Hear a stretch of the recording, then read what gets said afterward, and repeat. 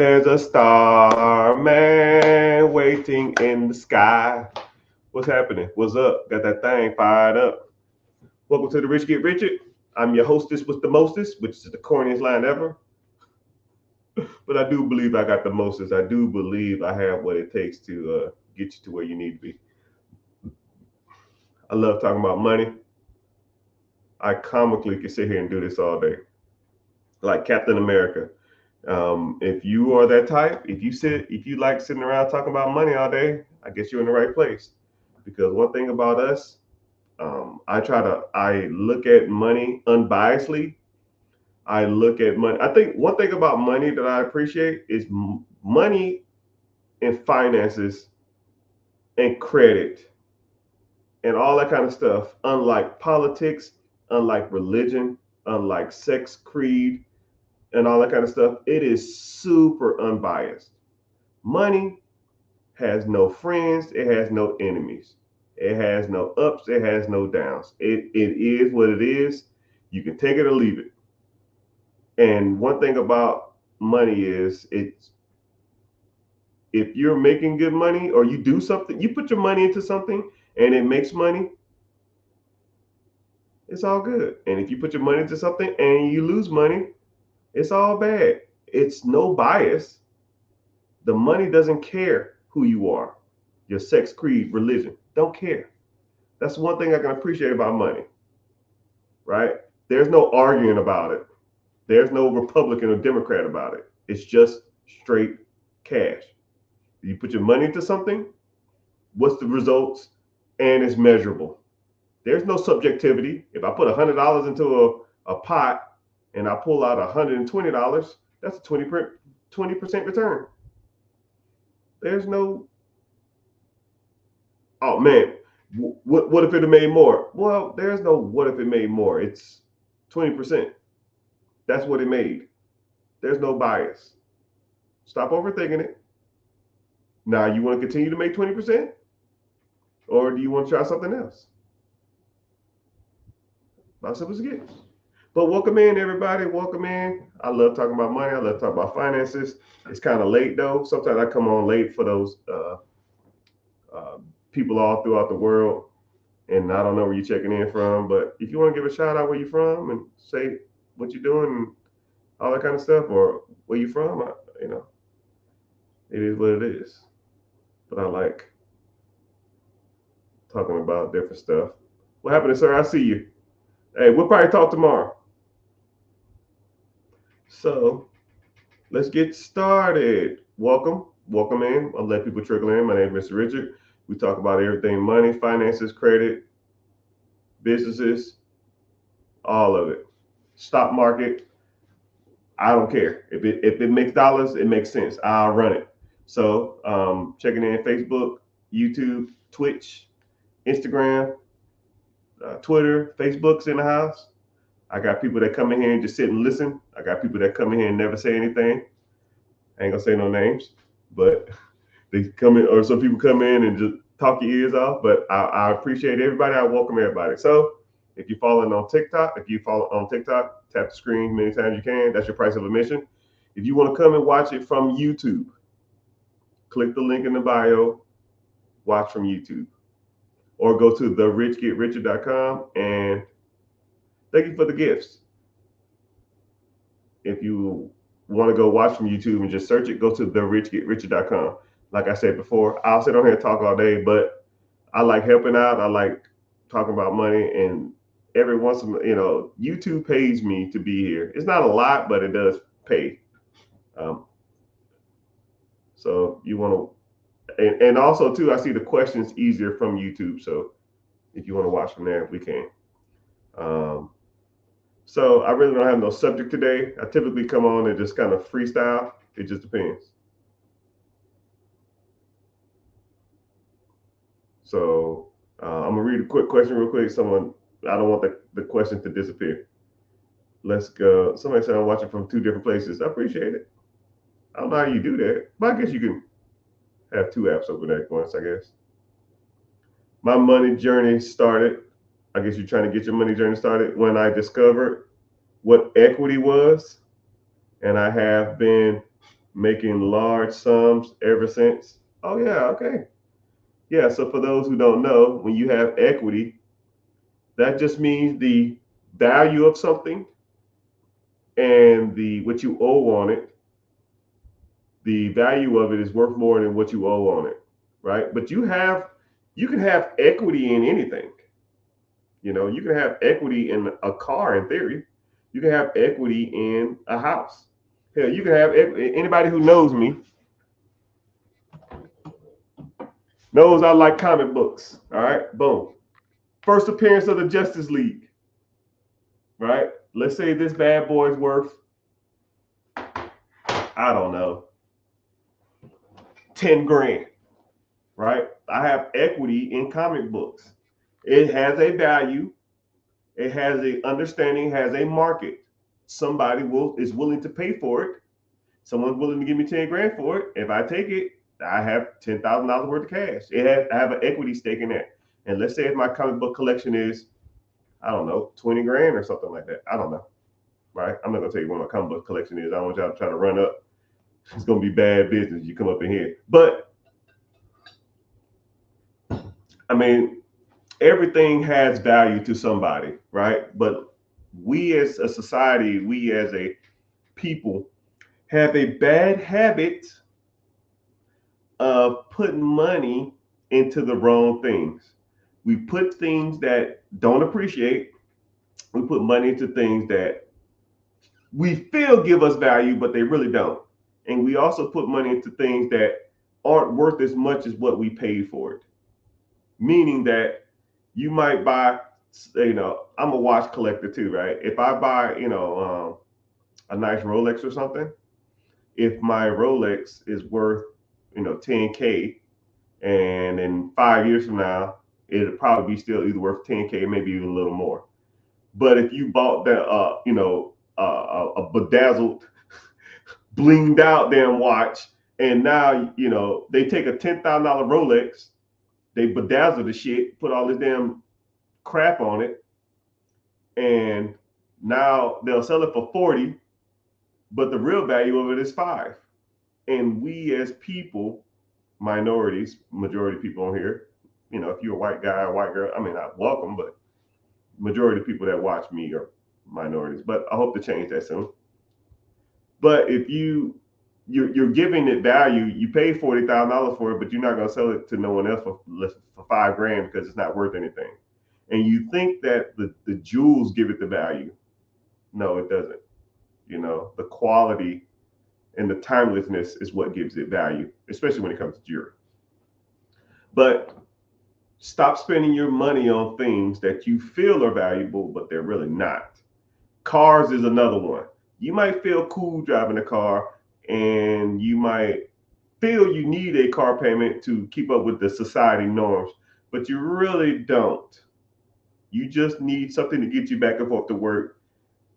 And then you need to take the rest of your income and the rest of your money and put it to stuff that makes money. Okay?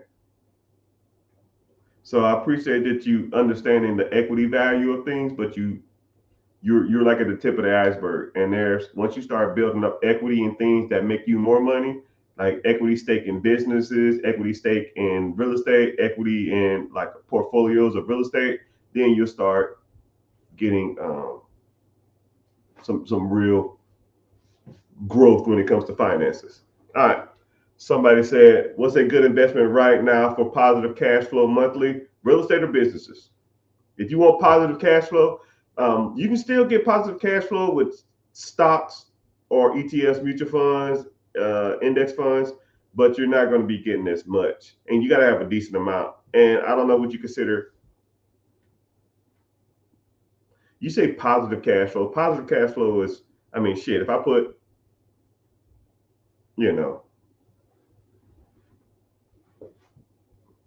$500 into an account and it made 10%, and I want to take interest check, I mean, that's $500 a year on 10%, which is, I don't know, $4 and some change a month, which you are making cash flow, but you're asking it kind of weird. You need to kind of set a parameter on how much cash flow you want, and then work your way backwards or work your way from there, right? So if you need $10,000 a month, okay, that's the start. Now that's $120,000 a year. Now what you do is reverse engineer it.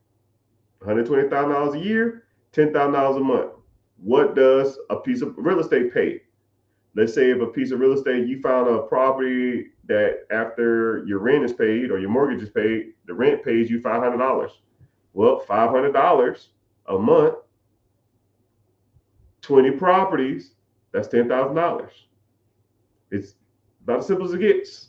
That's what I said. I am unbiased when it comes to money. It's super simple to comprehend some of the concepts when it comes to money. Let's say if you bought a business, right?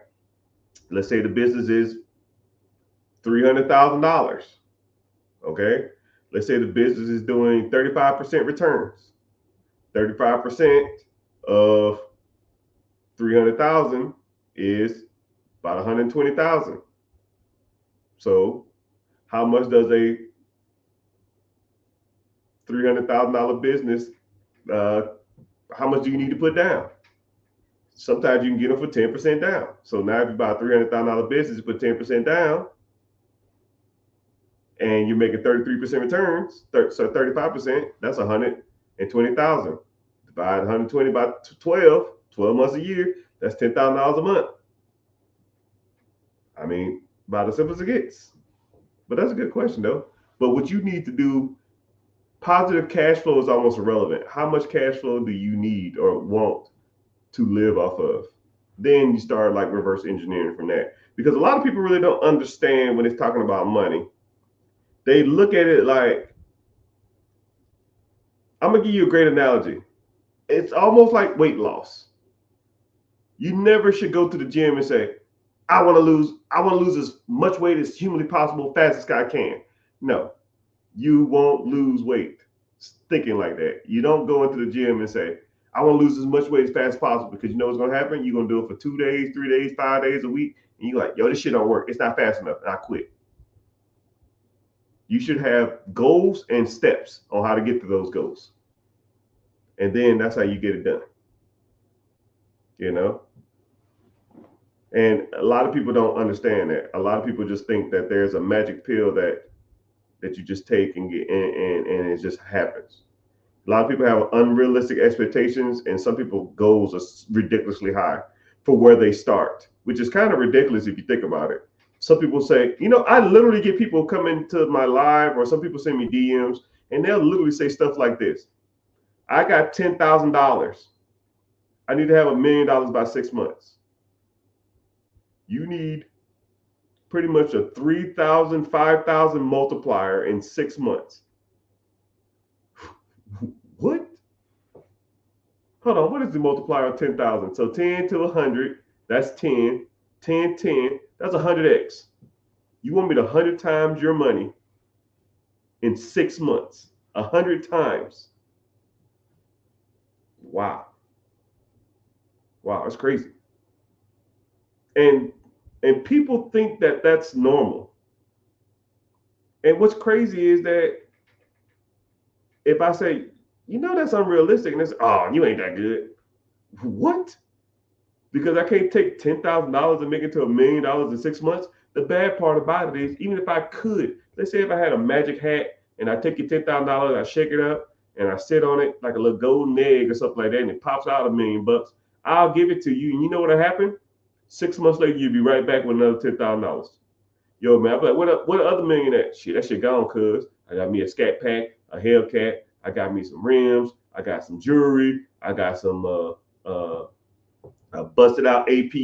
I went to Johnny Dang. Like, bro, you a clown. You don't understand money, and you think that it's just abracadabra, I'm rich. I think it's harder to stay rich than it is to be rich, to get rich.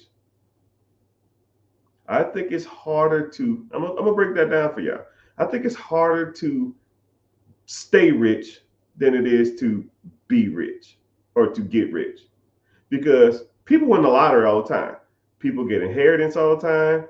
People get windfalls of money all the time. Hell, you get windfall monies all the time, right? And I almost want to comment. I want to comment.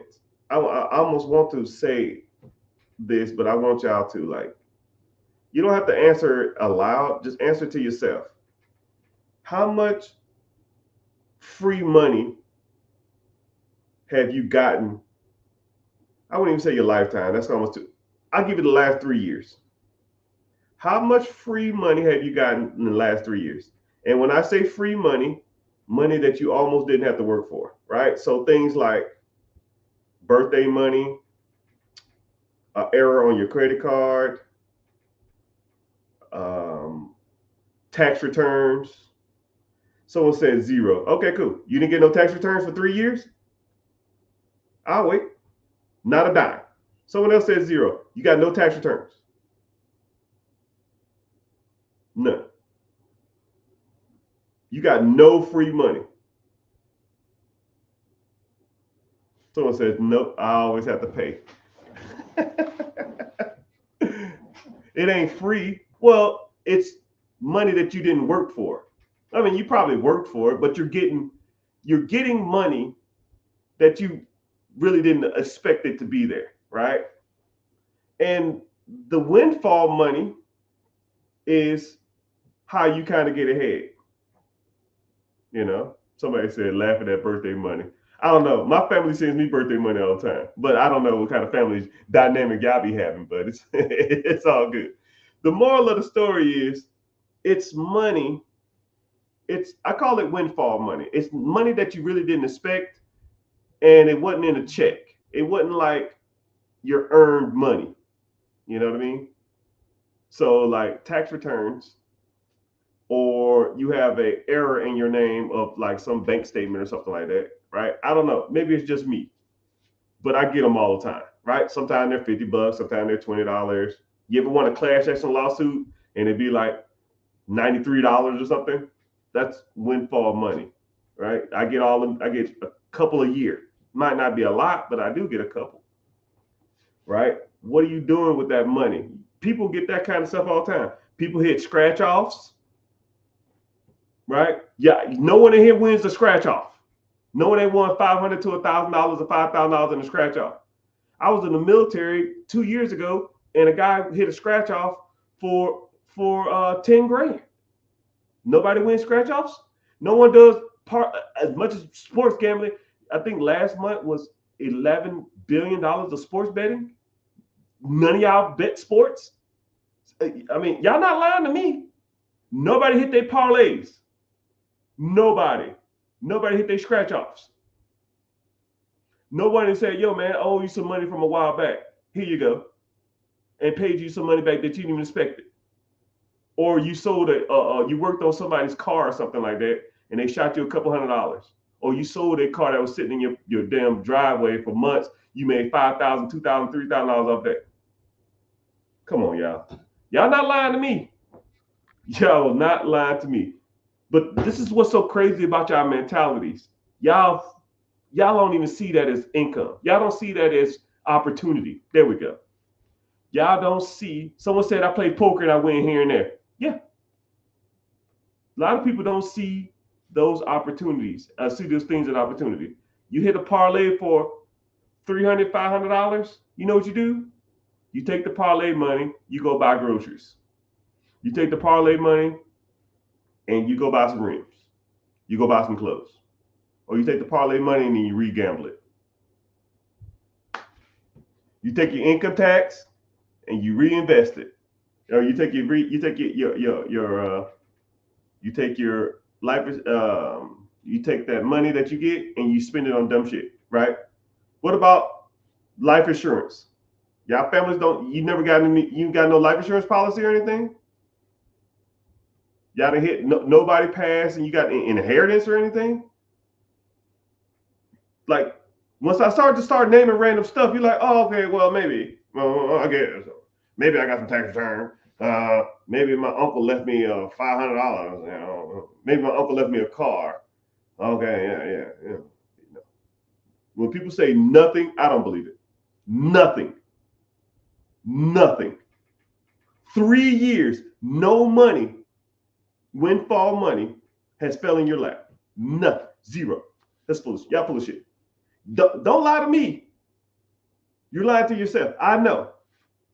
I already know. And then the bad part about it is credit card consumer debt is astronomical. And then one thing about some people's credit cards, you can do cash back as rewards. So when they send you your cash back check, and let's say that's $500, $1,000, $2,000, what do you do with that? Do y'all get those? Or am I the only one? Do I win money at the casino? Or am I the only one that gets that? Am I the only one that gets tax returns? I make more money than all y'all.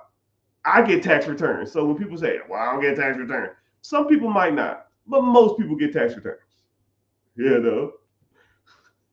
I mean, don't lie to me. And don't lie to yourself. When you get that money, I call it windfall money. You didn't expect it, or even if you work some overtime, right? Normally you check $1,000. This month, you might got like $1,500. You got an extra $500. What are you doing with the extra $500? You don't get no opportunities for overtime at your job? Am I tripping? Like, is it just me? They just spend it. I know they do. You don't have to tell me. You're not lying to me. They blow it on dumb shit. What you're supposed to do, you take I hate to make this about God, right? But God gives you opportunities. Like life presents opportunities all the time. What you do with those opportunities will make or break you. And the moral of the bigger picture story is, if you can't manage an extra $300 on your check, or $200 from the casino, or you hit the parlay, or you went and got your tax return, if you can't manage that, the hell you think you're going to manage $1 million business? Or if I gave all y'all $500,000 right now, you couldn't manage that. You know? I refuse overtime. Well, if you want to get ahead, you might want to start taking some.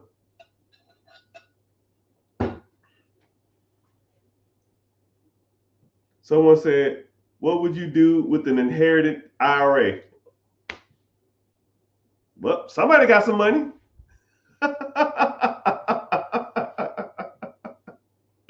Hey, now at least you want to do something good with it. Yeah, you can take that IRA and blow it at the strip club and blow it on rims and Hellcats and or you could put that IRA to work. You know. But I want you to, okay, for that exercise, I'm gonna change the subject because I don't want to talk about that all day. I hate harping on certain things.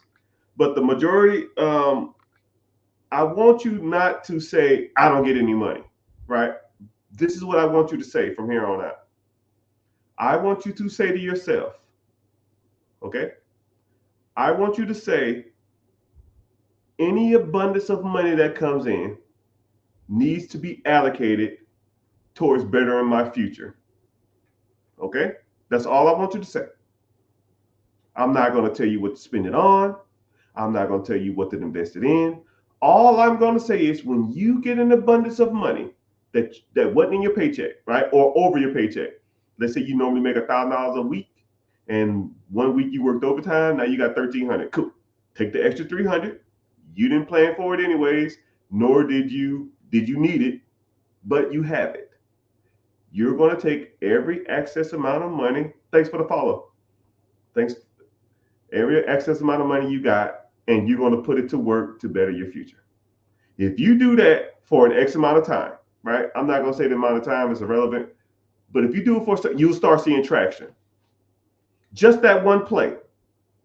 Just that one. I'm not even talking about cutting the fat or like cutting your living expenses, because everybody in here can cut your living expenses. I haven't met a person ever that was living 100% below their means. Never. Right? And even some of the stuff that you think is a necessity is not. I'll even give you a great example. Who's y'all cell phone carriers? Speak on it. Who y'all cell phone carriers?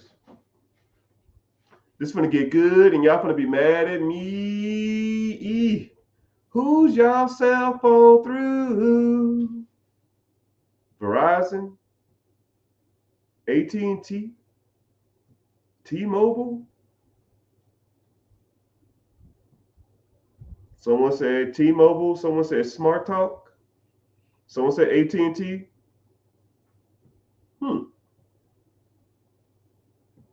Someone said Spectrum. I didn't know Spectrum even made cell phones. That's crazy. T-Mobile. Okay. Smart Talk. Okay, here we go. Don't comment your number. I don't need your number. I just said your cell phone carrier. Here we go. Where are the Crickets? Where are the Mint Mobiles and where are the Smart Talks? Mint Mobile is $15 a month, maybe $20 a month, depending on where you live. Where are those at? AT&T, your bill is probably, if you so low, easily $80.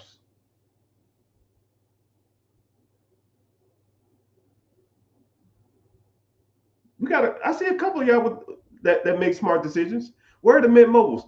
I was with Cricket for years. I mean, dude, comically years. Comically years. Someone said AT&T is $200 for 7 lines. $15 a line is $75 for 7 lines, meaning you are spending $125 more a month. $125 a month is $1,500 a year. I'm not a mathematical genius. I kind of am. I was gifted at mathematics. I was diagnosed and gifted at mathematics in the 7th grade. Actually got qualified to be in Mensa, but I didn't want to pay the monthly or the annual fee.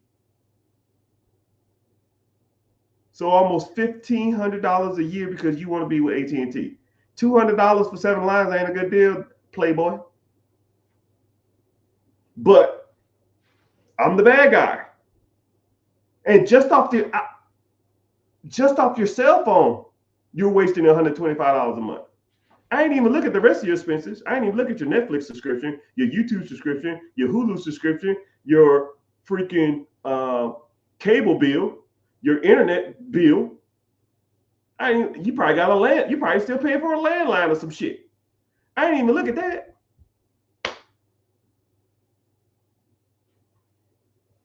Hey, don't get to justifying now. I don't want to hear it. Well, see what happened. Well, no. Right? I'm not even including probably the little video game that you have on your cell phone that costs you $3 or $4, $5 you probably pay a month, but it's cheap entertainment. Brother and sisters, y'all are broke. We don't have cheap entertainment when we're broke. You shouldn't be spending money on none of that stuff. I had to buy the device. Okay, let's say if your device is $500.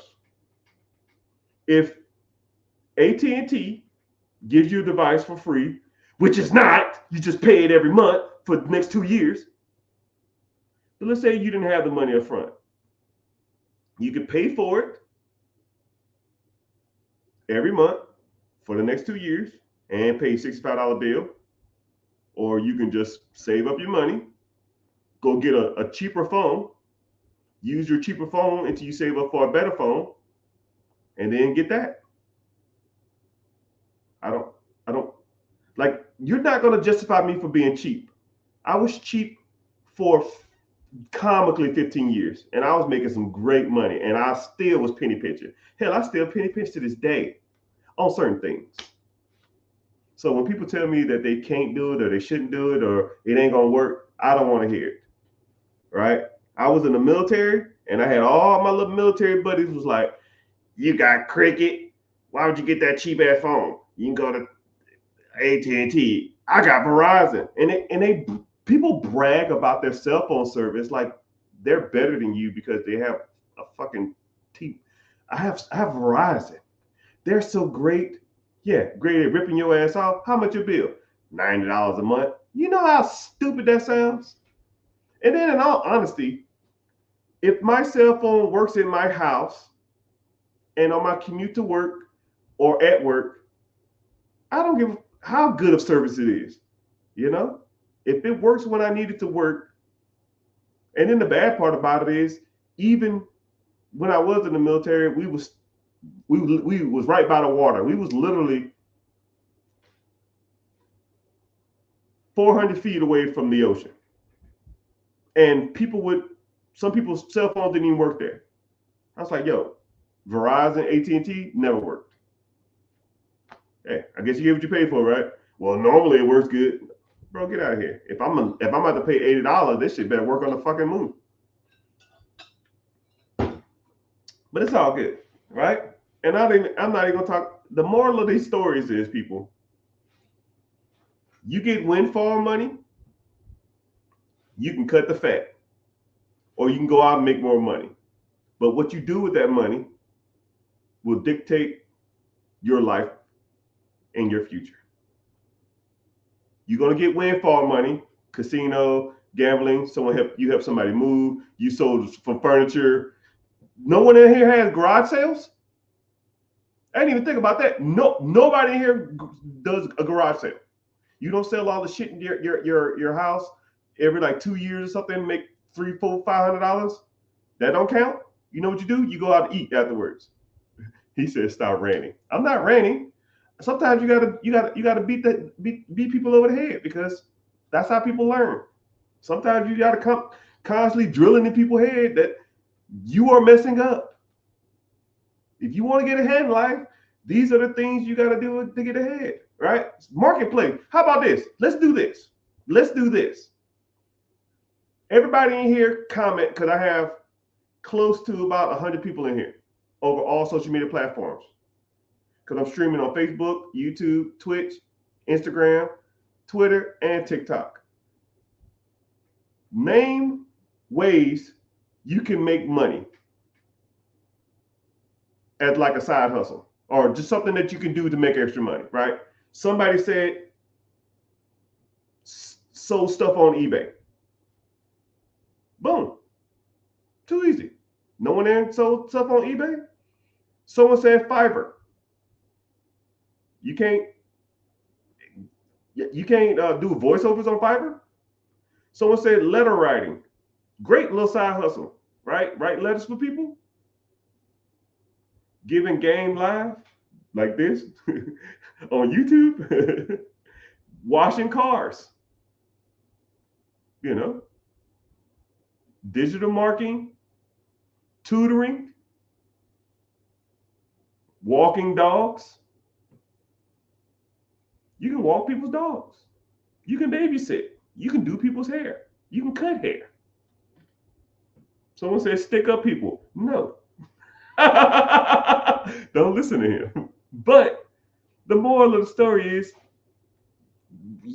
everybody can do this stuff. So you're going to get windfalls of money, which means that you're going to get some taxes. You're going to probably get some inheritance. You're going to get, you won a casino game or something. You did a sports bet with a coworker and you hit for $200. Those monies come all the time. Then you get other monies that come in called cutting the fat, cutting your cell phone bill, eating out all the damn time, cut YouTube Premium, Hulu Premium, Netflix, the NFL package. Cut that shit. And then get some side hustles going. Walking dogs, Turo, damn car washing, digital marketing, walking dogs. If you do those 3 things, take all the money for those, put it into something, I promise you'll start getting some traction, right? And that's almost a minimum. Every single one of y'all should be doing that, right? And that's just me talking from a perspective of not having a lot, and that's what I did. Years ago, I had antennas. Hell, I still got antennas.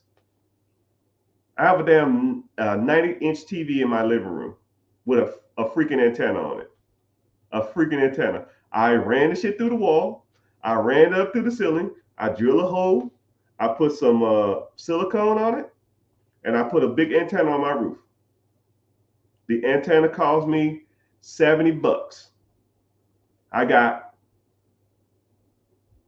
65, 70 channels on it. And I get my locals and I get my sports, ABC, NBC, CBS, and all that kind of crap. And I even get some, and then I have and then what I can do too is I can get what's called air channels. Air channels is like satellite channels. So I do air channels and then I do cable channels from the satellite. The air channels is another 100 channels. So I got pretty much 150 channels for free. And y'all out here paying for cable. Come on. Come on. Come on. Now, just because I have the money doesn't mean I want to spend it.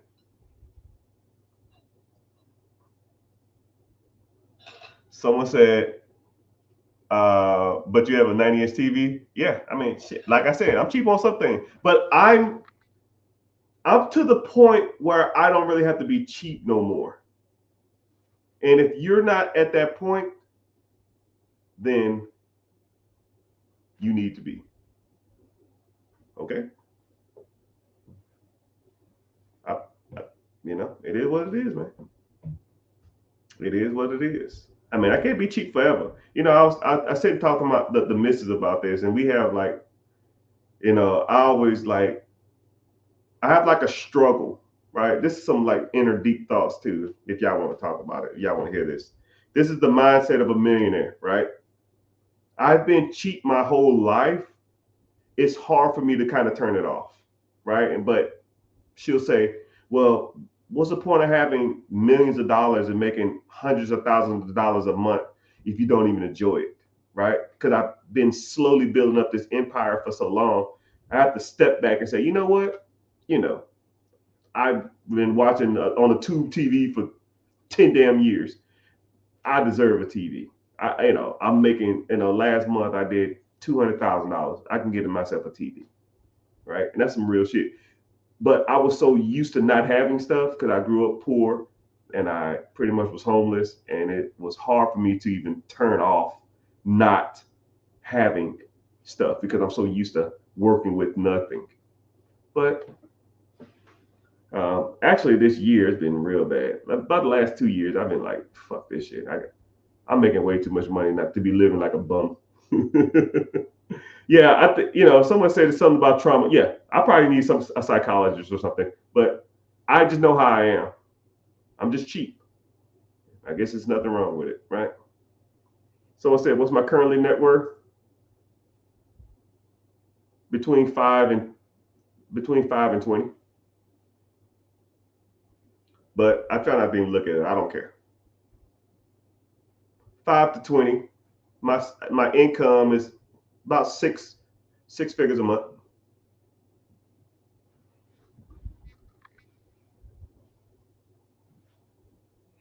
Oh, okay, I see you. What's your last name? Or what's your first real name? Or I one of the other one.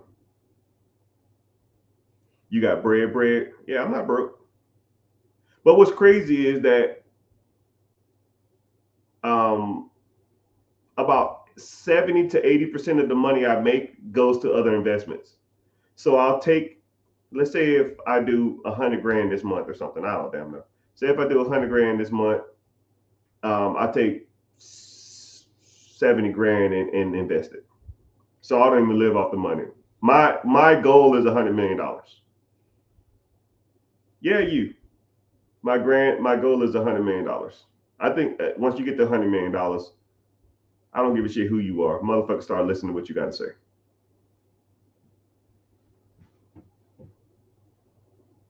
$100 million is my goal. On this track, I'm in my 40s now. 50. I had the math at 53 and a half. I hit $100 million.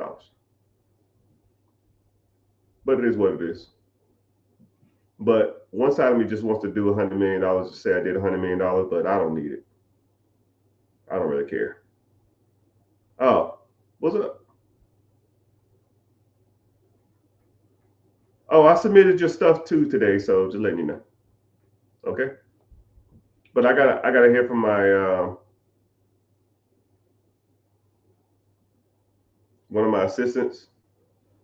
They go to bed early. They don't work at night. I did it at night. So in sales or investing, is the majority of mines in real estate, bro? I'm so spread out. It's ridiculous. So I'll give you kind of a quick synopsis if you want to know.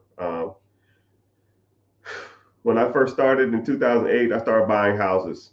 I bought my first house with a VA loan, 0% down, because you can get VAs if you're a veteran. You can get a house with no money down. I bought it. I rented it out to 3 guys. I had 3 roommates. It was 4 bedrooms. $500 a piece was their rent. 555. That's $1,500. My rent on that was my mortgage was $825. So I made $550. So this is not a lot of people think that's a win, but I'm gonna put you on some more game. I always like that example because a lot of people think that that was a win, but I'm gonna show you how you should have did it because that's what you did. If I bought a house with 0 down, I got 3 roommates. They paid me $1,500, $500 a piece, right? There's a few ways you can go about it, but I want to see how y'all would do it because this is the way I did it, and this is the way you should do it. You make $500 a month per person. That's 3 people. That's $1,500. Your house payment is $825. So you make $575. So some people would take the $575 and live off of it to cut their living expenses. That's failure number 1. That's trash. Then some people would take the $575 and invest it. I mean, would y'all do that? Just whatever you're making in profit, just invest it. And a lot of people say, yo, that's a good offer deal. And then some people say, well, take the $575 and pay off the mortgage earlier. And that's if debt servicing 101 rule. If your debt is making you money, why pay off the debt?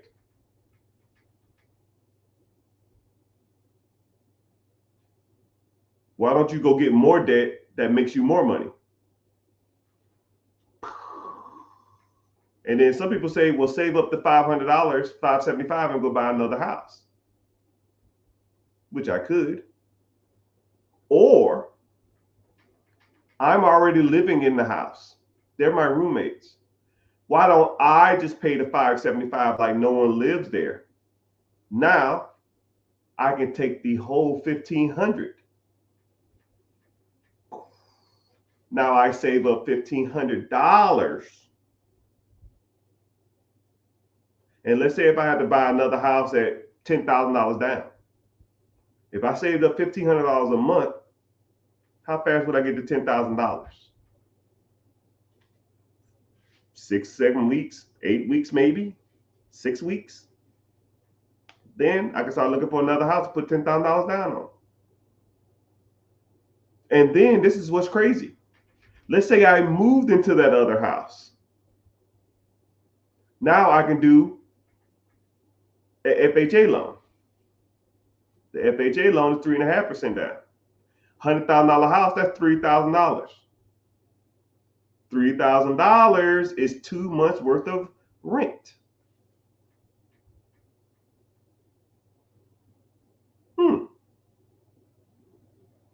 That's a mentality and a mindset that a lot of people don't think about. A lot of people take that 550 and then the 575 and blow it on dumb shit. I'm gonna just spend money on the groceries and you'll never get ahead. Some people try to pay down the debt. You're not doing anything but having one house. And then some people take the whole, and take the 550 and save it.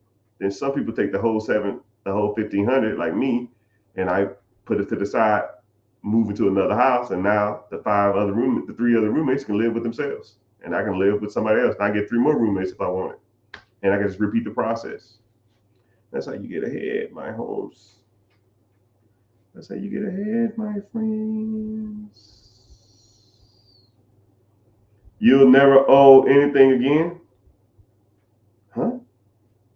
Someone says you'll never owe it again. I don't know what that means. But a lot of people see debt wrong. A lot of people look at debt as like a negative, right? I need to give me a sec.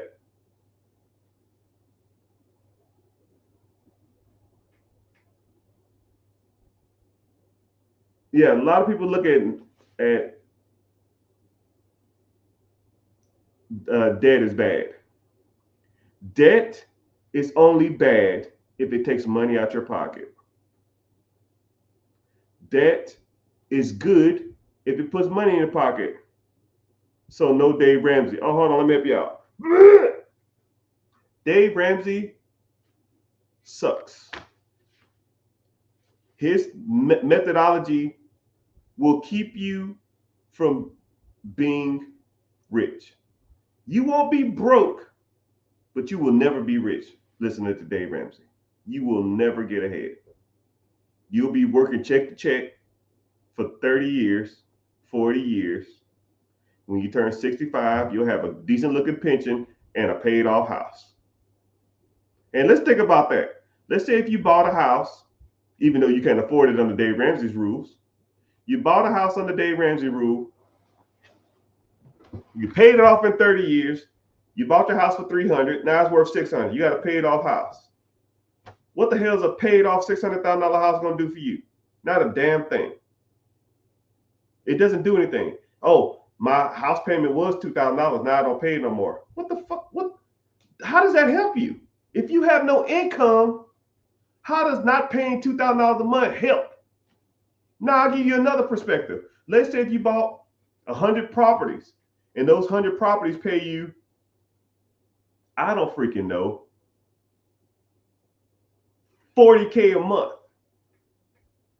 What would you rather have? $40K a month and $20,000 worth of bills, or $600,000 in a house and no income? I'll wait.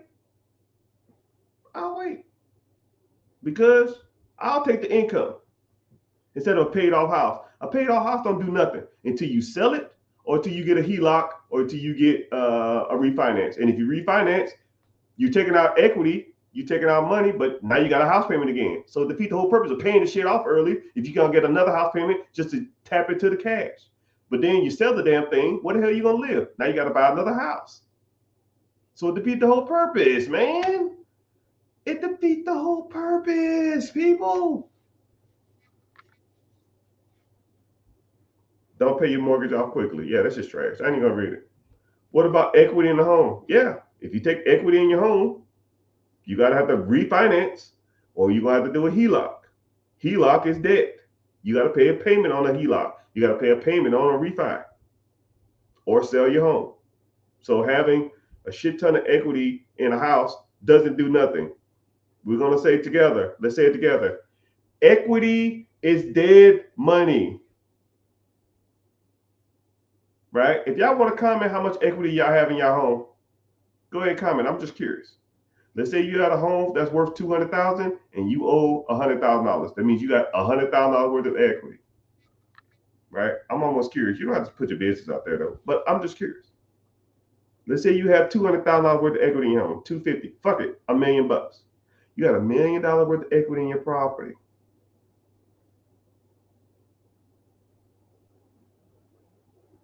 How is that making you money? $2 million. Hell, $5 million. You bought a house, you bought an apartment complex in the damn 90s for $200,000. Let's say that shit's worth $5,200,000 now. How is that making you money? right? I would hope that you apartment complex you renting it out. But let's say you bought a house. I don't know. I'll make it easy. Say you bought a house, $200,000, and now it's worth $5,200,000. How is a house that's worth $5 million that you pay $200,000 for making you money every month? If the answer is not, then that's your answer, right? A lot of people focus on the wrong things. Dave Ramsey methodology focuses on like equity and paying off your house and getting out of debt. Debt is not the problem, people. Your understanding of debt is. There's two houses. One house costs me $1,000 a month, and the other house makes me $1,000 a month. I bought both of these houses for $100,000 using a 0% interest loan. I put zero down.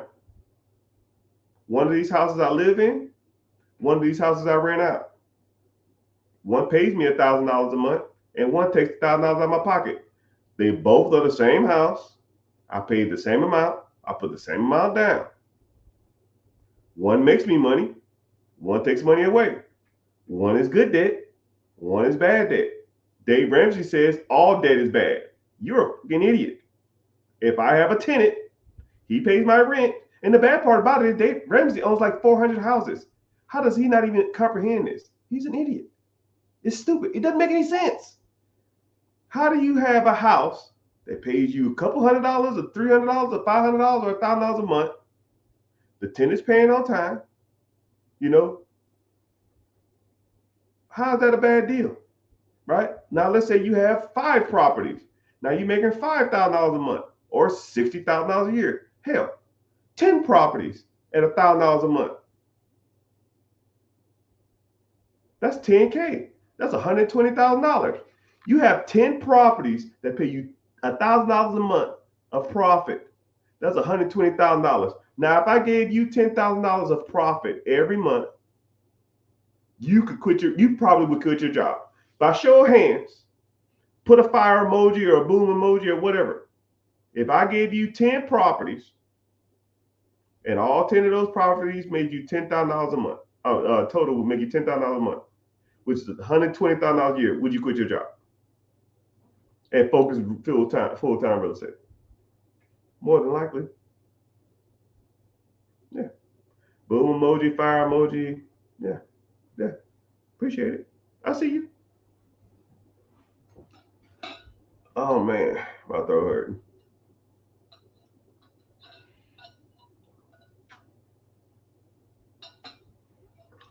Someone said I thought equity was the goal. Yeah, listen to Dave Ramsey. Equity is the goal. Equity does not make you money. Equity is dead money. It just sits in the house. It does nothing for you. It does nothing for you. Only way you can tap into equity is by having one of 3 transactions: a sale, a refi, or HELOC. Only way you can tap into equity. And to do any of those 3, more likely you're going to accrue more debt. You sell your house, you got to go buy another one. You get a HELOC, that's debt. You get a refinance, that's debt. But Mr. Dave don't like that. So you just sit in your home equity and pay up your house. You're 60 years old, 65 years old. You can't get a refinance. You can't damn afford it. You refinance to these ridiculous interest rates now. Your house payment gonna go up damn near double. You're 65 years old. You're living on a damn fixed income. You can't even afford a refi.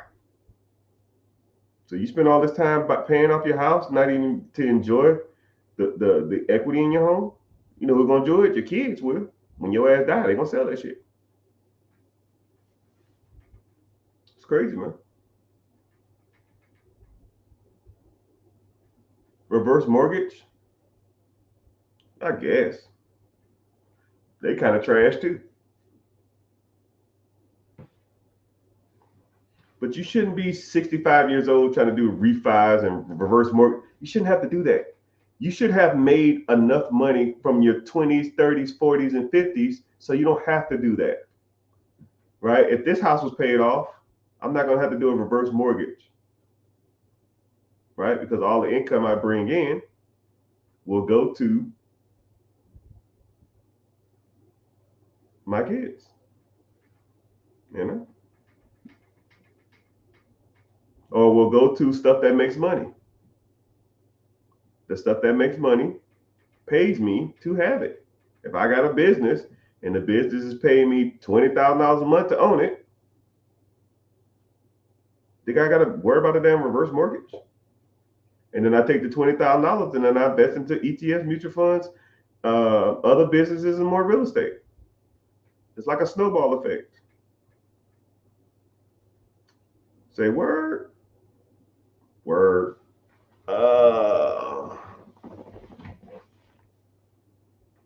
Someone said the insurance policies on the houses in Florida are crazy now. Hell yeah, they are. Yeah, a lot of insurance companies are leaving Florida. I bet you it's going to come a time when nobody's going to insure houses in Florida. So it is what it is. Someone said tax sheltering as strategies. Well, since I own a tax company, right? I mean, we could talk about that stuff all the time. I don't really try to get into the tax thing a lot. It's like kind of boring. But I will say this. People who make decent money, their objective is to not pay Uncle Sam their money. You guys probably pay more money in taxes than I do. It's because there's ways to benefit from the tax code, right? Just like if you want to talk about like section 179 of the tax code, buying a vehicle over 6,000 pounds reduces your taxable income. Straight nerdy stuff.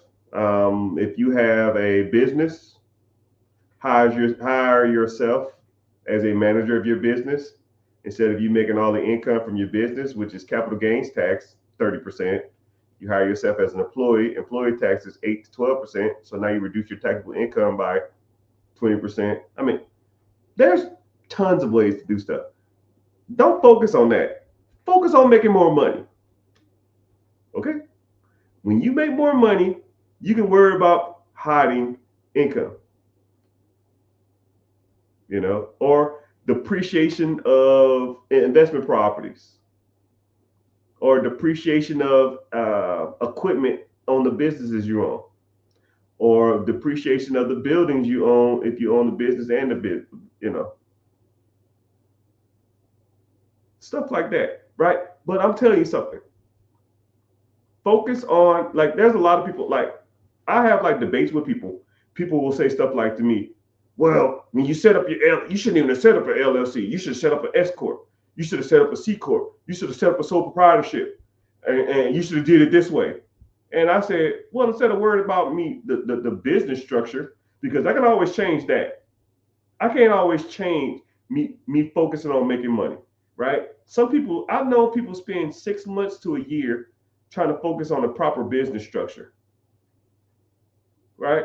Dude, give me a LLC and a EIN, and let me go out and get some funding. Let me go out here and raise capital. Let me start putting some real estate and some shit in there. And then you 6 months in, and I got a perfect bulletproof business structure. Mother trucker, I bought 6 properties in that time.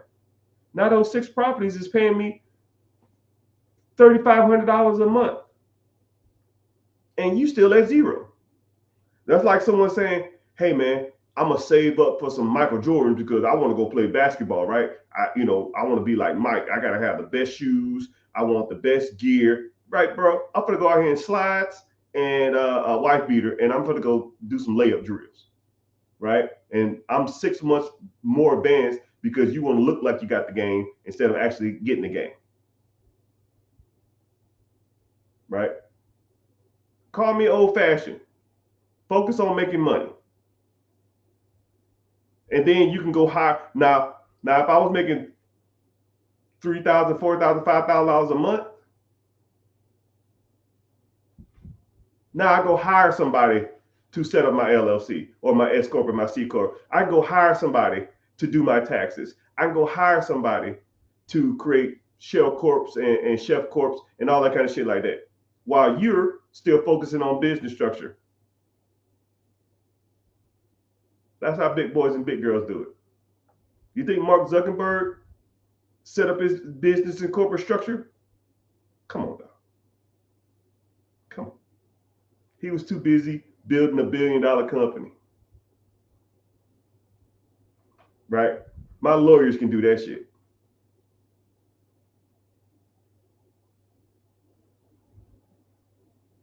We talk about retention rate. I don't even know what that is. Say it differently. Retention rates. What is that? I don't know what that is. Like retention of people in the company?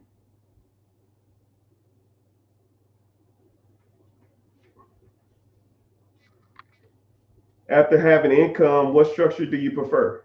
Depending on the business, my guy. Depends on the business. Sometimes you don't need, all that crazy stuff.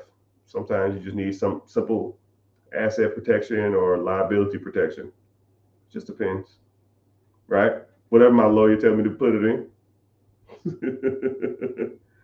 Do you teach how to get funding? Yeah. If you're interested in that type of stuff, click the link in the bio and join the free class. I walk you through funding, business credit. If you want to get into LLC structure, S corp structure, sole proprietorship, C corps, you want to get into that, we'll talk about that. If you want to get into buying an existing business, you want to get into starting a business, which I don't recommend. If you want to get into investing, if you want to get into crypto, any of that stuff, which I don't recommend you doing any of that crap, but But yeah, come to the free class and then learn. And if you want to learn more in detail, we go from there. If not, yeah, have fun. You can figure it out yourself. It just takes time. One thing about me is I try to fast forward the process of the learning curve, right? You can go to YouTube and you can get a lot of misinformation, or you can get some constricting information, or you don't get people that hold you accountable, and then you don't know what's good, you don't know what's bad. You can't ask no questions. It's impersonable. And one thing about me, if you try to hop on my team or you want to learn more, I got you. You can ask me whatever you want. And it won't be like I'm talking to y'all now, but I'm like vaguely talking. I'm not really like specific. But if I really wanted to get into the specifics, I can break all of it down, right? I'll even say, someone said something about funding. Cool. I'll give you a tip of the iceberg. So, whenever you want to go for funding, there's a few ways you can do it. You need to have the proper business structure. If your business is not set up properly, banks won't loan you money. They have two types of funds. You have existing businesses that's been around for over 2 years or under 2 years. New business setup funds, they have those funds sitting aside, and they have funds of aged business. So when I see people out here talking about go buy Age Corp, it doesn't make a difference. You only will get about 12% more of funding with an Age Corp. So why would you spend thousands of dollars on a corporation that's older whenever you want to go get funding? So you can just start a new LLC, S Corp, or C Corp, and get the same amount of funding. The average new business under 2 years gets startup funds up to $50,000 to $55,000 on average. Over 2 years, you're averaging about $60,000 to $62,000. That's only $7,000. Why would you spend $10,000 on an Age Corp to get $7,000 more? Doesn't make any sense. You might as well use your startup funds, and then you can automatically know what kind of business you're getting into, and you can just set it up yourself, and it's super cheap, right? The average LLC, C Corp, S Corp setup is only down $300 through the Secretary of State or some shit like that, right? So now you got that, but then you're gonna have other things attached to the business to make them think that you're a legitimate business. Because if you submit a funding application to a banking institution that's improperly filled out, they will automatically kick out your application. On average, I think something in the range of 100,000 applications a year. 100,000 applications a year. Oh, sorry, 100,000 applications a month are sent to American Express. 80,000 of them are automatically kicked out. So 80% of them are automatically kicked out because they don't have the proper structure in their business. And I'll give you one off the top of my head. Let's say you have the wrong business email. Okay? They'll say, what's your business email? And let's say your name is juicylips55 at Gmail. At Gmail, at Yahoo, at Ymail, at MSN, automatically kicked out. They will not approve you for a business loan if you have one of those emails. So you need a professional email. Even if your name was Hot Lips, it should be hotlips55 at Horizon Logistics Group or whatever the hell it's called .com. That way you can prevent your corporation or your structure from not even get kicked out of the application process. Now there's probably like 7 to 8 other things that you need to focus on too. Right? I can teach you how to do it, and I can help you set up that system, and or I can do it for you. Right?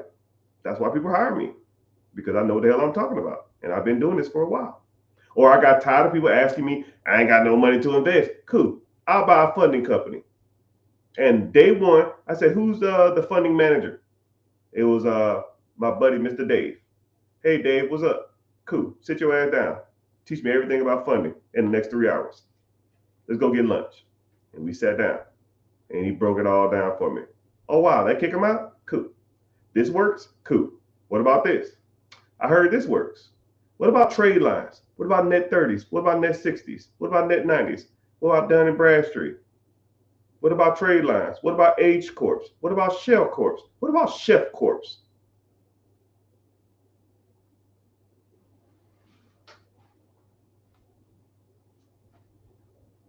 And I gave you that for free. Imagine if you was in the community. Shit. Jeez.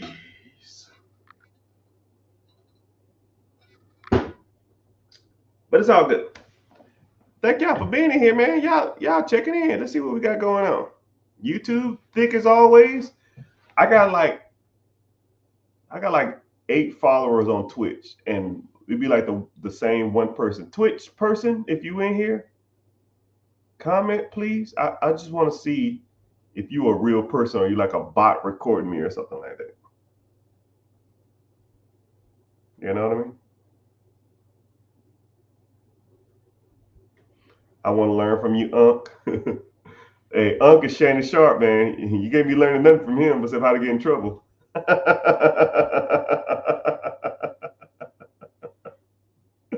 What should you put your location for if your company's out of state? That's why we learn. Hey, man, I already gave you some game for free, man. Come on, man. Right? That's too easy.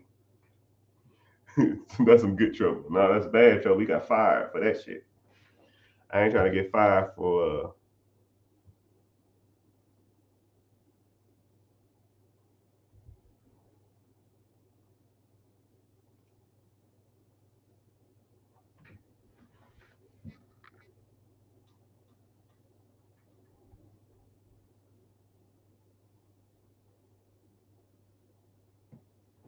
oh, my bad. I was reading something. Somebody owe me some money and they playing around. I'm about to flip out. It's a little light something, but it's all good.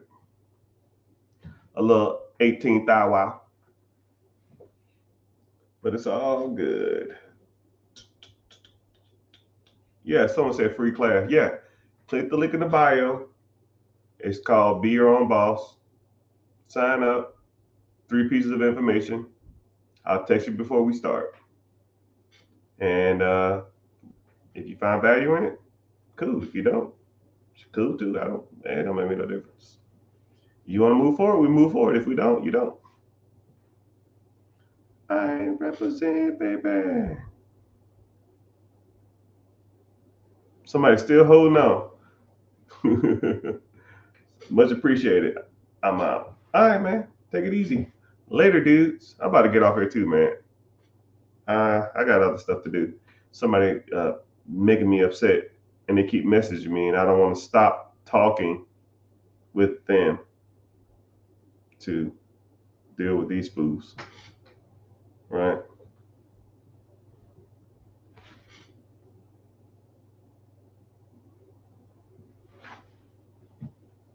Yeah.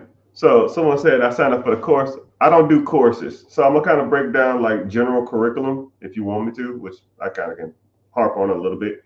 So when it comes to this type of stuff, you have three different types of things, right? Which I've done. Well,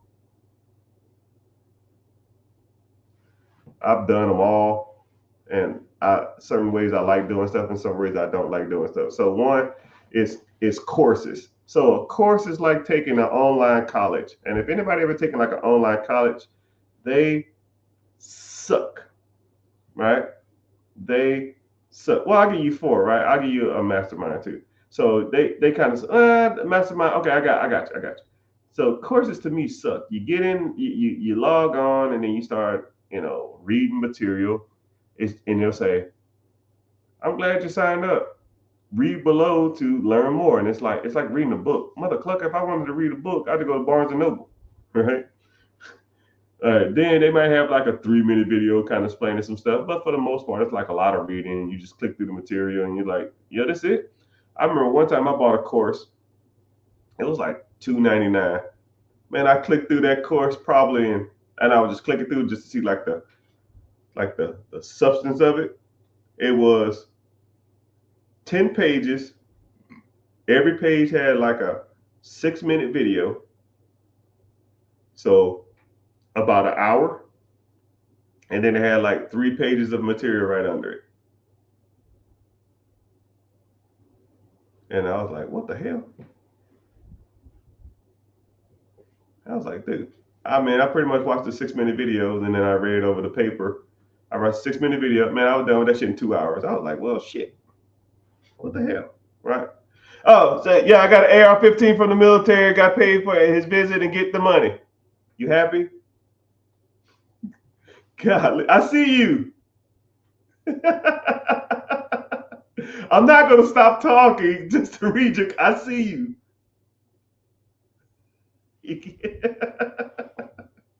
But yes, that's what courses are, right? They're like self-taught. I really don't too much care for that. But then you have what's called like an in-person event or a mastermind. Okay, so the masterminds is like you go to an event. Myron Gordon or whatever the hell his name is do a lot of these events. There's a lot of people that does that. Tony Robinson, Grant Cardone, they do a lot of these, right? You go and meet and you pay your, $300, $500, $1,000 to do a meet and greet, $2,000 or whatever the hell they cost, and then you meet the people. You eat some food, you do some networking, you get hyped up over the weekend. They give you a lot of information. A lot of it's not practical, and then you just like, you get home, you hyped up, and you try to apply some of this stuff, and then you're still just as lost as you was before. And then after like 2 weeks later, you forget you was at the event, and then like it's just behind you. And that's how the public speaking class, mastermind stuff typically works. And then you have like ongoing detailed coaching. And that's pretty much the most effective way on how to learn this stuff, right? Is where you bring up the information. Uh, you meet the person and they give you guidance over a specific subject, and you ask them Q&A, and then you meet with them at a designated time and you discuss your wins, your losses. And to me, that's the most effective way you can do it, right? I'm not going to say it's 100% fail proof or it works for everybody, but to me, being held accountable, collaborating with multiple like-minded people, and then um, using that network and that system of people and talking to people who've done it before to get ahead is it's probably the best way to do it. If you had to do it, right? Some people try to figure this stuff out on their own. One thing about me, man, I'm gonna try to fast forward that process, right? If you don't know anything about setting up a business or buying real estate, and you're gonna try to go do it yourself, you're gonna spend years and way more money than you would if you just say, "Yo, just go here and do this," and then it's you know that's how I did it, and then now you kind of learn. Right. Someone talked about mentors. Someone said I paid to fly to Utah to meet Chris. Yeah, I have I'm part of a coaching group. I was supposed to go up there and meet him. He's based in Utah. I'm supposed to be on this podcast, but it is what it is. If I get there, I get there, man. It's all good. Welcome in, Instagrammers. Welcome in, Facebook. Damn, Facebook buffing kinda. And YouTube, TikTok, Twitch. Welcome in. We're talking about money, finances. I'm not gonna stay on here too much longer, but a couple more questions, and then I'm gonna bounce. What if you want to just comment where you're from, and I can tell you if that's a good place to invest or not. I can talk about that. If you have any questions over starting a business or buying a business, we can talk about that. You want to talk about real estate, buying your first home. You can talk about buying investment properties. You can talk about just general investing, stock bonds, mutual funds. You want to talk about crypto, even though I hate it. We can talk about that. Buffalo, New York. Yep, good. Good for businesses and good for real estate. It kind of got a little more expensive lately. North Carolina, you can make a small fortune. Connecticut is real good. Nashville, trash. Good for businesses, horrible for real estate. If I was in Nashville, I would drive an hour north to Kentucky. Better real estate to me. That's just my personal opinion, though. You want to talk about mutual funds? All right, cool. So a mutual fund is a collection of stocks that have mutual interests. So if you had like 10 energy companies or 10 car companies or 10 ones that this person wanted to invest in. Are birth certificates on the stock market? I don't know what that means. Don't come in with no conspiracy. I don't want to hear that. I don't know. When you're born, your stocks are. No, I don't know nothing about that. If it is, I'll take your word on it. I don't know nothing about that. But a mutual fund is just a collection of stocks. But every brokerage house, the Charles Schwab, the Fidelity, the Goldman Sachs, T. Rowe Price, all of those have um, different fees, and they have different rate of returns. So depends on what kind of mutual fund you want to invest in, and they can do what's called a no load. Well, it's kind of weird nowadays. You can almost do no load. So back in the day, you have to get what's called a UUA or UAA waiver, because to invest in a mutual fund, you have to have a minimum down payment requirement. And then they waived all those due to the Fair Trade Act, giving every individual the right to buy and sell stocks and not make it like the big boy club. But I think it actually helped a lot for everybody. So, but yeah, mutual funds are good. ETFs are good and index funds are good, right? Just look at the fees and look at the annual returns, 5-year returns, 10-year returns, and what's called a life cycle return. Life cycle is how much money it produced over its lifetime. And if the index fund or the mutual fund or the ETF or whatever hasn't even been around for more than 10 years, bounce. It ain't even worth it. Like I've seen funds that was doing like, let's say lifetime or since inception, which is another terminology that he used. Since inception or since the lifetime of this fund, it did 28%. You're like, oh shit, 28%. When was this fund started? 18 months ago. I was like, oh, get out of here. Yeah, man, boo. If it ain't over 10 years, you don't have a track record for me, man. So hopefully that helps with your mutual fund journey. But I can break down ones I like and which ones I don't like, right? But I don't tell you what to invest in. I just show you what I like, and then if you want to go with that, then you can go with it. But I can show you how to read the charts and numbers and stuff like that, which makes it a whole lot easier to comprehend. Because it's just simple math, right? 10 is more than 8. 15 is more than 12. I mean, about so what's gets. Mutual funds are ETFs with higher fees. Yeah. Yeah, mutual funds typically have better and longer track records than most ETFs too. So it just depends on you. It depends, my friends. Depends, my friends. So you can accumulate $10,000, $15,000. So you accumulate $10,000, $15,000. What's the best would be take 1,000 to get the best advice to start investing.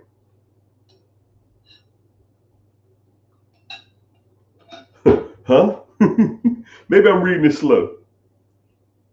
Best things you would be to take 1,000 to get the best advice to start to invest. No, I read it right. You accumulated 20 grand. Best thing, best thing. Oh, best thing would be to take 1,000 to get the best advice to start.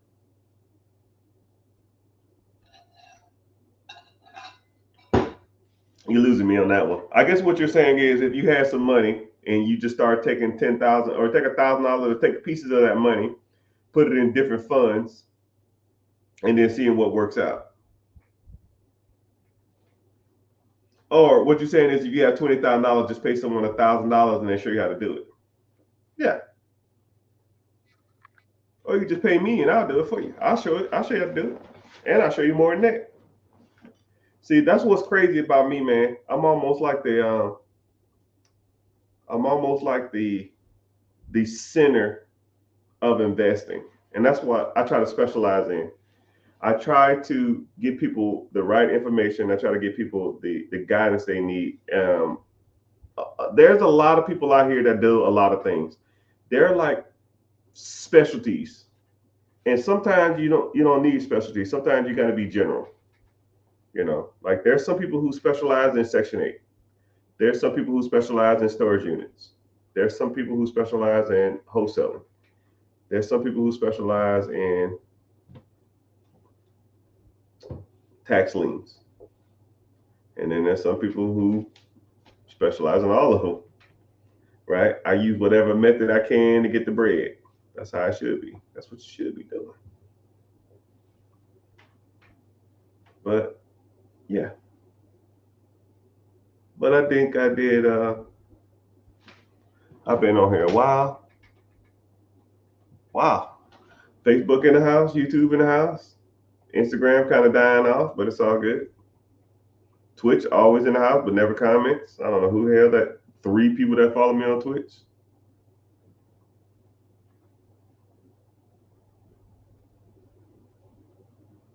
Can I elaborate more on how me and Ludacris got to a fight? I'll keep it short. I'm gonna ask this question and I'm gonna answer this rent question over here, and then all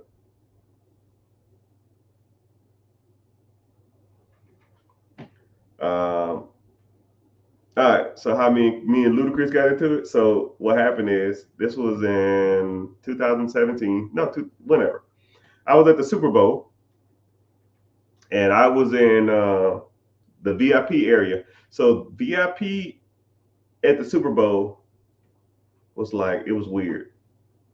It was like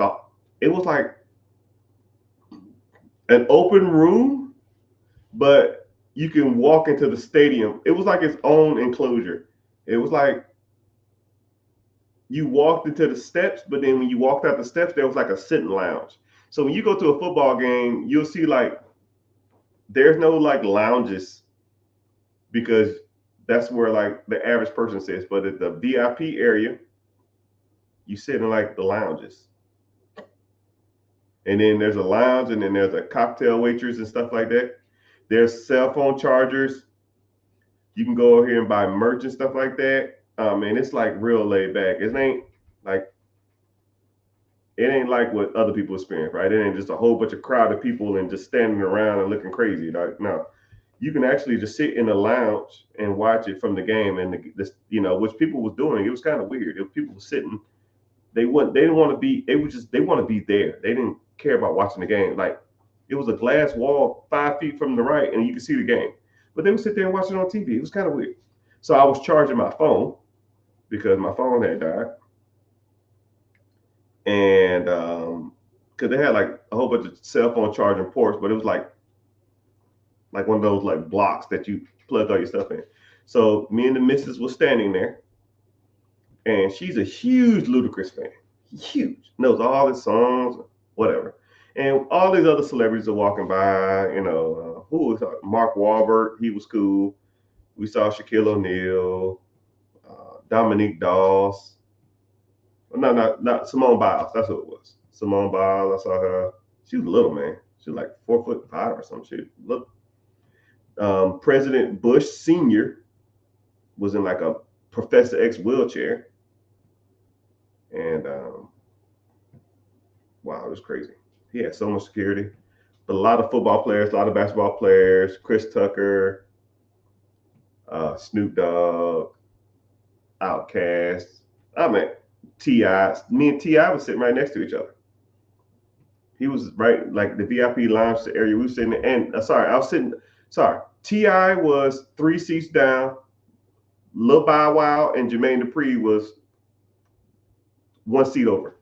So Bow Wow was 1 seat over from me. And he has a big ass head. That's a whole nother story.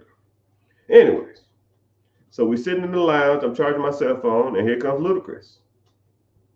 But Ludacris was behind Akon. So we stopped, and I said, Akon, can I get a photo? So I took a picture with Akon, and he said, yo, let's face the light. Because he was dark as hell, man. I thought I was dark. That dude was black. So we faced the light. And then I said, oh, man, thanks. I gave him dap, and I backed up. And then Ludacris was walking, but I backed almost in front of him. And then, but my wife was kind of like walking around me to get to him because she was a huge fan of him, right? She was like, I'm gonna get a picture with Ludacris, man. I'm just gonna say, hey, let me catch a photo.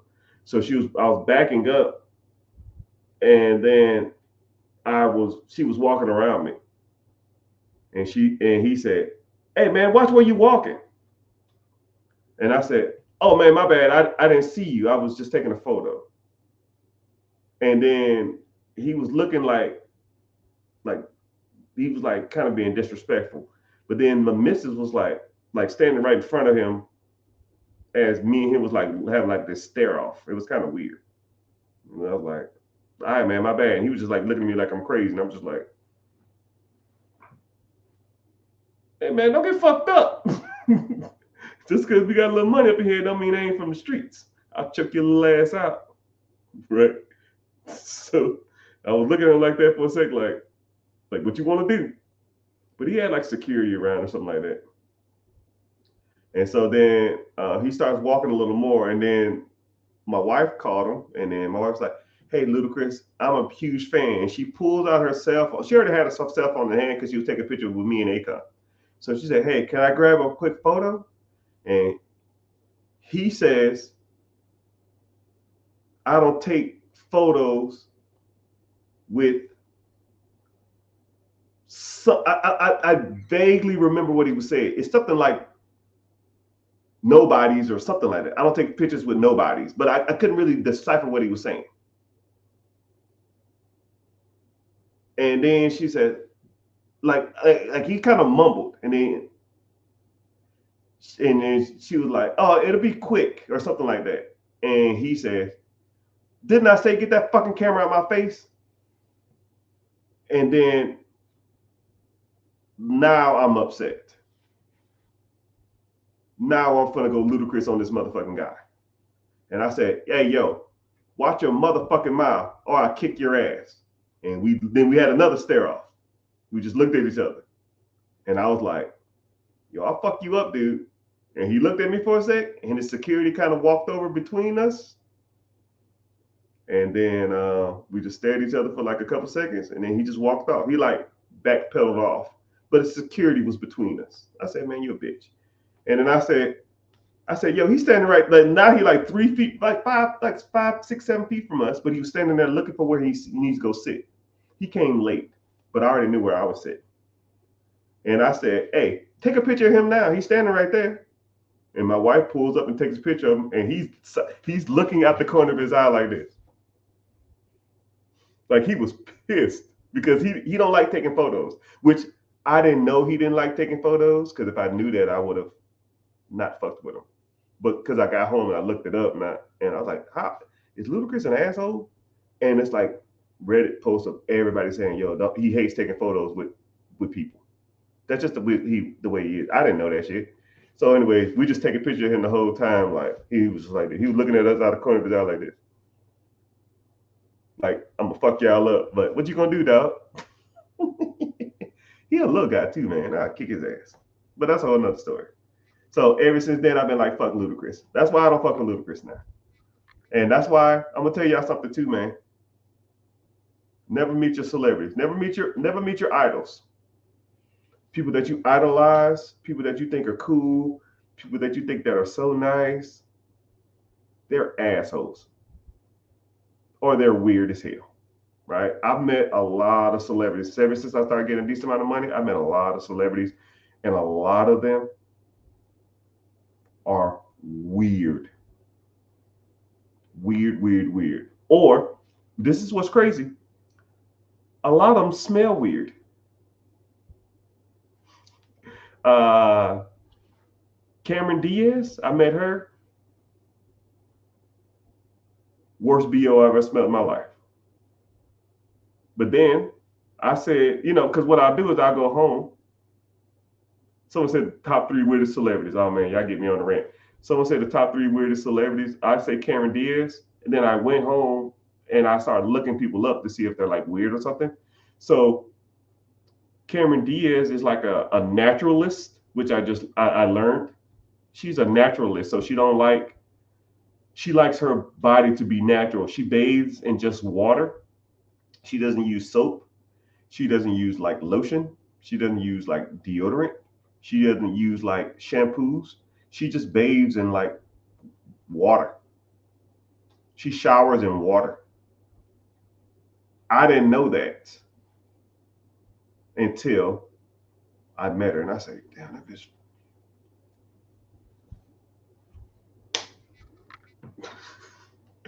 Damn, you stink. You kind of stink. But hey, whatever. If y'all want to put what celebrities y'all met while I talk about this, man, y'all met celebrities and thought they was cool or assholes. Go ahead and put it. I also met um, Jennifer Aniston. Worst breath ever. Worst breath ever. And she smelled like a chimney. I also met Princess Leia before she died. Cigarettes and tequila. It was like 10 in the morning. I was like, no, there's no way. There's no way. How are you drunk and smell like cigarettes? It's like 10 in the morning.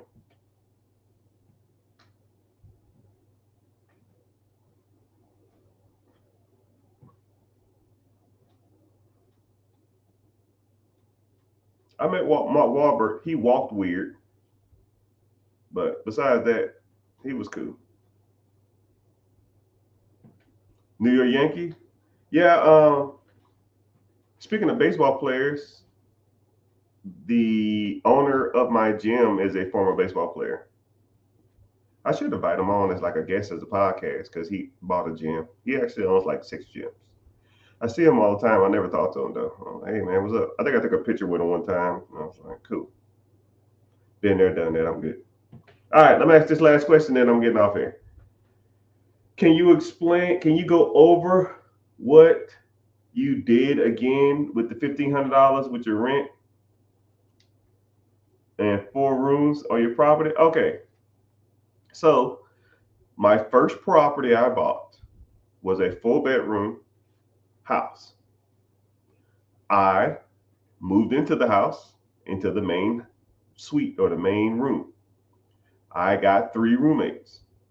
I charged them $500 a month to live there. 500 roommate 1, 500 roommate 2, 500 roommate 3. I was making $1,500 a month. My house payment, just to make this easier, I'll say $900. So I was making $600 a month. So you could do multiple things with that money. You could take the $600 and pay down your house faster. You could take the $600 profit and live off of it. Like go out to the club. I'm a baller now. Go out and buy drinks, buy some food, get a new car. You can take the $600 profit and save it or invest it. But what I did is my house payment was $900.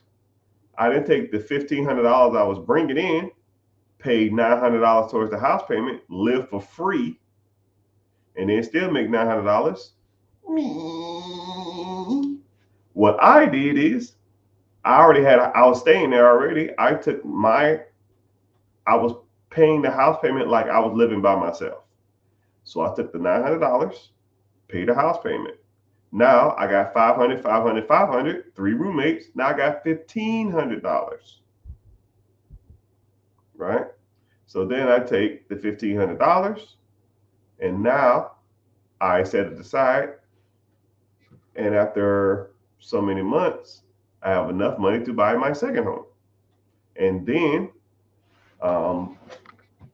I moved out of that house. So now I say, you could say, so you could do a couple of things. You can save up $1,500 a month for, I don't know, 10 months. That's $15,000. You can probably buy another house with that. Or you can save up, let's say if I was buying $100,000 house or something, $200,000 house, let's say if it's $100,000, I could put 3% down and I can move into that house. Use an FHA loan. 3% down of $100,000, that's $3,000. So I can actually buy another house in 2 months. And then if I got a 4 bedroom, I can rent out 4 bedrooms in that house, 3 bedrooms in that house.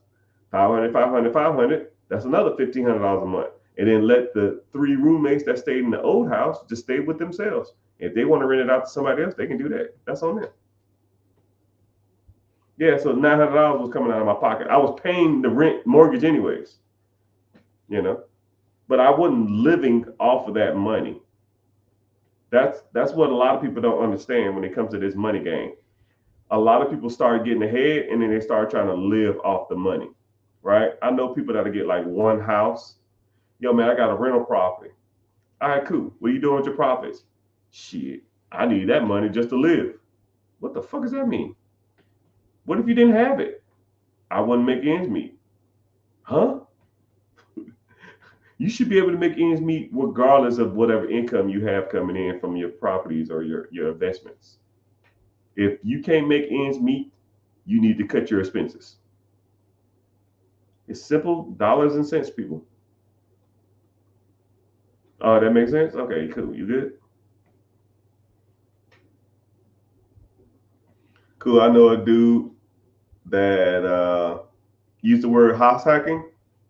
Yeah, house hacking is yeah, house hacking is pretty much been around for years. House hacking is just another way. Bigger Pockets, a podcast that I was featured on a while back, but yeah, they use house hacking a lot. So you can. What's cool about house hacking is you can house hack multiple different ways.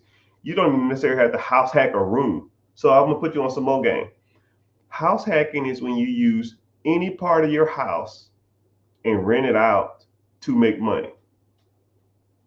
Okay. Surprised I know about Bigger Pockets. Come on, man. Give me some kind of credit.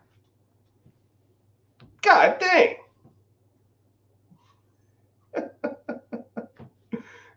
Hey, man. Like I said, they say I'm the GOAT. I just got to prove people right every day, every once in a while. All right. So, yeah. So, what I was talking about. So, house hacking is when you use any part of your house to produce income. So, for example, a lot of people don't know or don't even think of it like this, right? You can rent out rooms of your house not as people for rent. You can rent out rooms of your house for entertainment purposes. So let's say if you had a spare bedroom and someone wanted to do like a podcast there, or you could rent out your room and you set up a podcast stuff. People come in there. You have the camera, you have the tripod, you have the lighting, you have the soundproofing, and people record for like 3-4 hours, and you charge them, $100, $200. You can do that. Let's say if there was a person who was in a band and they had to store their band equipment in your garage. You can rent out your garage. That's technically house hacking. Let's say if ugh, man, my head itchy. Let's say if you uh, damn, I lost my train of thought. But yeah, you can rent out portions of your house or even rooms in your house for all kind of stuff. You know, it just depends. It depends on you and your situation and your comfortability level. Or a lot of times people that don't want to leave their car in like a storage unit, you can rent out your room, your garage to store somebody's car while they're going out of town or going out of the country or something. You can do stuff like that. There's multiple ways you can make money. I guess technically house hacking. I had some good ideas though on what you can do. I brain farted, so it don't make me no difference. I forgot. How many businesses can you register under one address? As far as I know, as many as you want. I got a few of them. So, what if you put an addition onto your house for Airbnb? The cost is the cost tax deductible? I don't know about tax deductible. Off the top of my head, though, I wouldn't know about tax deductions on an addition.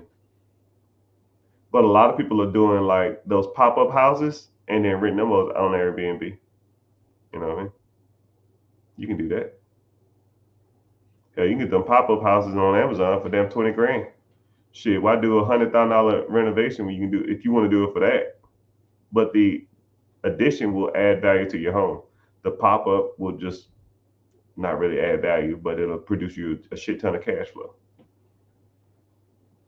Sound like an additional dwelling unit? Yeah, you have to look at your city and state codes for that too. So, but I've heard of people doing pop ups and renting them out on Airbnb, or even buying a whole bunch of land and doing pop ups and then renting them out and then having like a camping experience. You can do that shit too. But it's all good. All right, peoples. I think I worn out my welcome on here. My throat hurting. I'm tired. I'm disgruntled. I'm irritable.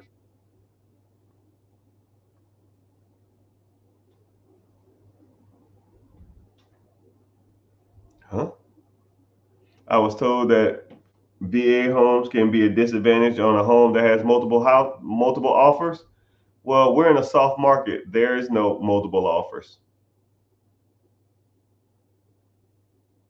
And I'm gonna tell you something. Don't ever, when it comes to like business and money, you said I was told. Tell me what you've done. Okay? I'm not a hearsay person. When I speak, you can, if you listen to me talk long enough, I'll even say stuff like, I don't know about that. I've never done that because I don't speak on things I haven't done. But if you want to talk about stuff I've done, I'll always give you straightforward answers.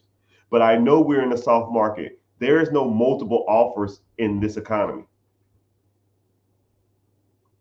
Is it worth flipping trailers? This is my last question, and I think I'm out. The answer is no. Yes and no. The majority of trailers make their money off the land, not the trailer. At least in my opinion, but I'm sure there's people out there that flip trailers. It's just not my thing, right? You don't build equity in trailers. The equity in a trailer is like equity in a car, right? Let's say if you bought a car for $3,000 and you put rims and systems and a paint job on it, you put $3,000 into it. Could you sell it for 7,000? You bought it for three. You put three into it. Could you sell it for seven? Maybe, but more likely you're going to break even or even, because cars' values are mileage and generally the year, not the other shit you put into it. Trailer homes are like that too. Trailers are almost like homes. They're registered as homes and they're damn near sold as homes, right? More likely, most trailers make their money on the value of the land. Nashville is not a soft market. Nashville is just a shitty market to be buying houses in, anyways. But I just said that. See how people don't listen? If you're watching this, you want to go watch a rewatch. Yeah, I said Nashville is a shitty market. I would drive an hour up to Kentucky and invest there. Hey, Twitch streamer. I never get nobody for Twitch here. Hello. Welcome to the rest of the internet. I'm never on Twitch. I can't even get my account information. I just go live and it shows up there. But welcome. I almost don't want to get off because someone from Twitch is actually streaming. But I want to live in Nashville. I didn't say you couldn't live in Nashville. You don't have to invest where you live. I got rental properties 1,000 miles away. Pick your poison. You want to live in one of the most I think it's the third fastest growing city in the nation. I think Colorado, Denver, and I think it was Houston. No. It was it Phoenix? I want to say no. I can't remember now. But it's up there. It's got to be top 5. I thought it was Boise was growing at a ridiculous rate. Boise, Denver. My town's full of bumps. Yeah. Are you recording this? Yeah, I record everything. It automatically records.